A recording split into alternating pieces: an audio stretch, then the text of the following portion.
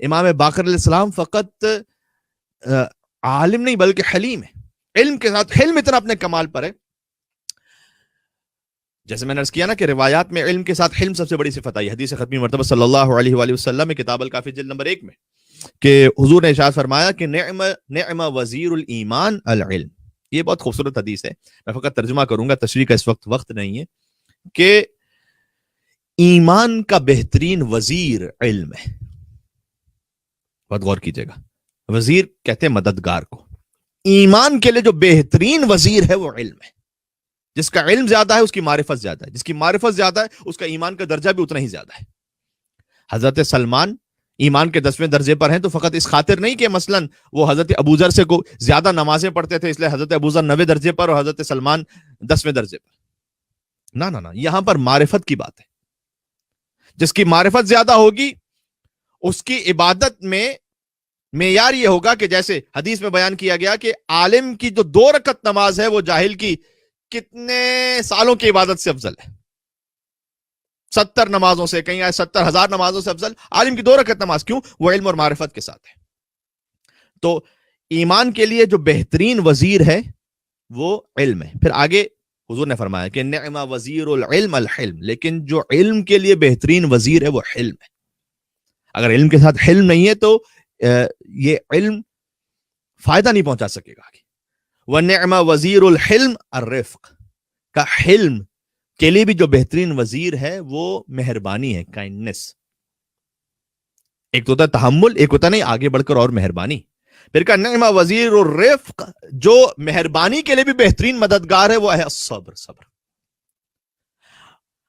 اگر یہ تمام صفات حسنہ آپ کو ایک ہستی میں دیکھنی ہو، یعنی علم کا اظہار بھی ہو، سبحان اللہ، یعنی حلم بھی ساتھ میں ہو، مہربانی کا بھی پیکر ہو اور صبر کا بھی مظہر ہو، تو وہ شخصیت امام محمد باقر علیہ الصلوۃ والسلام. ایک واقعہ سناتا ہوں چھوٹا سا، ایک مل کے صلوات دیجیے گا محمد والے محمد. اللہم صلی علی محمد والے محمد. ایک کرسچن آیا گستاخی کرتا ہوا امام باقر علیہ السلام کے پاس. علم کے ساتھ حلم دیکھیے گا. اور مولا کا لقب ہے باقر، امام کا لقب بگاڑ کے کہنے لگا انت بقر.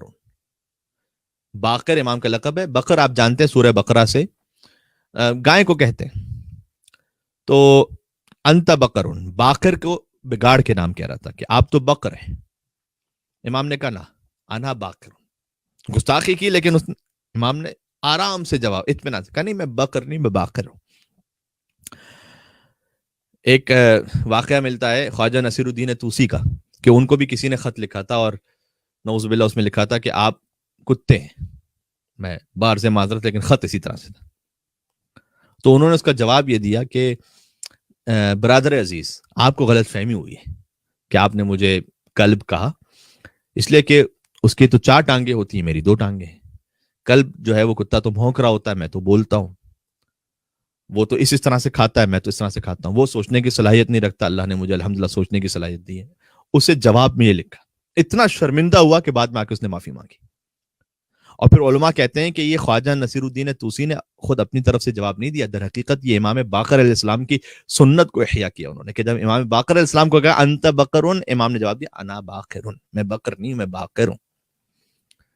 اچھا گستاخی اس نے مزید کیا آگے، کہا انت ابن الطباخ، آپ تو کھانا بنانے والی کے بیٹے ہیں. طنز کیا تھا امام کی والدہ پر.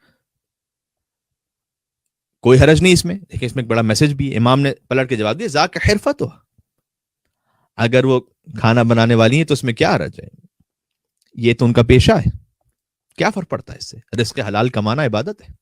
سبحان اللہ. امام کے جواب پہ اس نے مزید جسارت کی، اس نے کہا انت ابن السواد یا سودا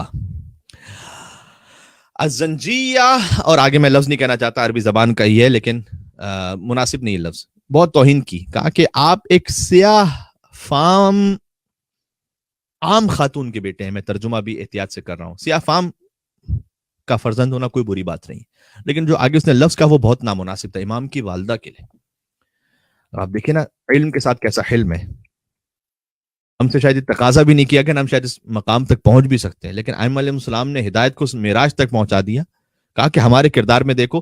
آگے کا امام نے ان کنت صدقت غفر اللہ لک، اگر تو سچ کہہ رہا ہے تو پھر میں کہتا ہوں اللہ میری والدہ کی مغفرت فرمائے. وَإِن كُنْتَ كَذَبْتَ، اور اگر تو جھوٹ کہہ رہا ہے تو غفر اللہ لک، تو میں کہتا ہوں اللہ تیری مغفرت فرمائے. اتنا حلم دکھلانے کے بعد روایت آگے بڑھتی ہے. روایت یہ ہے کہ فَأَسْلَمَ النَّصْرَانِي، وہ عیسائی جو تھا وہ مسلمان ہو گیا. کونوا دعاۃ الناس بغیر السنتکم، امام محمد باقر علیہ السلام ہی کی حدیث ہے کہ دیکھو لوگوں کو دین کی طرف بلاؤ لیکن زبان کے ذریعے سے نہیں. ہم سب سے پہلے تو زبان سے ٹونٹ کرتے ہیں، کہا نہیں پہلے تو اپنے عمل اخلاق سے تو بلاؤ. اس کا مطلب یہ ہے کہ امام محمد باقر علیہ السلام فقط نام کے محمد ہم نام نہیں ہے، بلکہ اخلاق محمدی کے ایسے حامل ہیں کہ کردار بھی محمدی ہے، رفتار بھی محمدی ہے، گفتار بھی محمدی ہے، اخلاق بھی محمدی ہے. انک لعلی خلق عظیم کے مظہر کامل کا نام ہے امام محمد باقر علیہ السلام. لہٰذا حضور نے خاص سلام بھجوایا. بہت معروف جابر ابن عبداللہ انصاری کے ذریعے سے حضور نے خاص سلام بھجوایا اپنے اس فرزند کو. کہا اے جابر، تم اللہ تمہیں اتنی زندگی عطا کرے گا کہ تم میرے ایک فرزند سے ملاقات کرو گے کہ اسمی و شمائلہ شمائلی، ان کا نام میرے نام پر ہوگا اور میرے اس فرزند کے شمائل، خصوصیات جسم کی وہ میرے جیسی ہوں گی. شمائلہ شمائلی. ایک بات معروف ہے کہ امام حسن مجتبی علیہ السلام حضور کی شبیہ تھے سر مبارک سے لے کر کمر مبارک تک، اور امام حسین علیہ السلام حضور کی شبیہ تھے کمر مبارک سے لے کر پائے مبارک تک. چونکہ حسن شبیہ ہیں آدھے جسم میں اور حسین شبیہ ہیں بقیہ آدھے جسم میں، امام باقر میں خون حسنی بھی ہے خون حسینی بھی ہے. لہذا جب نور حسن نور حسین سے مل گیا تو امام باقر علیہ السلام کے جو شمائل تھے وہ مکمل رسول اللہ صلی اللہ علیہ وسلم جیسے تھے.